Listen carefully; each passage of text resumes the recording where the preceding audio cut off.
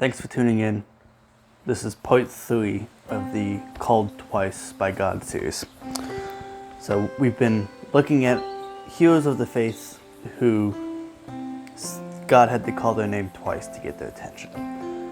And if you've ever had to call a child or a friend or a parent or somebody and say their name twice, you know what's happening.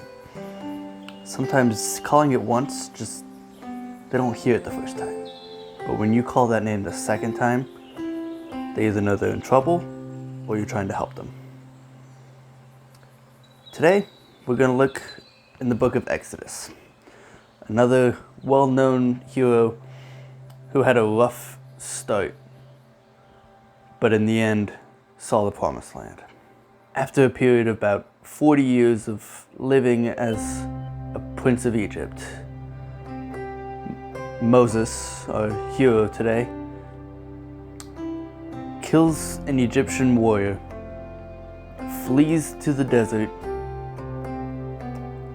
and just kind of spends some time in hiding. Just kind of waiting for the chaos to die down. So this story takes us to a time in Moses' life when he's given up the royal priesthood, the royal princeship that he used to have, and now he's just a lowly shepherd. And as he's watching over his flock one day, he looks over and he sees something out of the ordinary, something that catches his attention. So let's start our reading. It's going to be in Exodus chapter 3. Now Moses was tending the flock of Jethro, his father-in-law, the priest of Midian. And he led the flock to the back of the desert and came to Horeb, the mountain of God. And the angel of the Lord appeared to him in a flame of fire from the midst of a bush. So he looked, and behold, the bush was burning with fire, but the bush was not consumed. Then Moses said, I will now turn aside and see this great new sight, why the bush does not burn.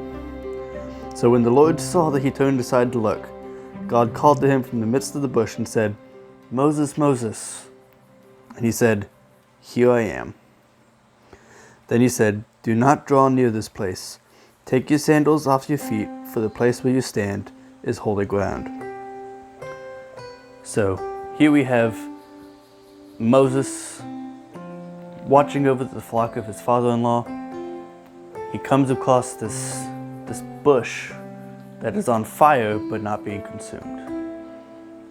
And as fire tends to do, it draws attention, it brings our focus to it. So Moses goes up to the bush, and before he gets too close, God calls out to him from the bush, Moses, Moses. Calls his name twice. Moses says, Here I am. You know, not at all shocked or confused that a bush is talking. Just, you know my name, here I am. And God begins to lay out the plan to free his chosen nation, the people of Israel, from slavery. But if you catch Moses' response, it matches Abraham's response from Genesis. When Abraham is just about to sacrifice his son, God calls out to him, Abraham, Abraham. And he says the same thing that Moses does about 400-ish years later. Here I am.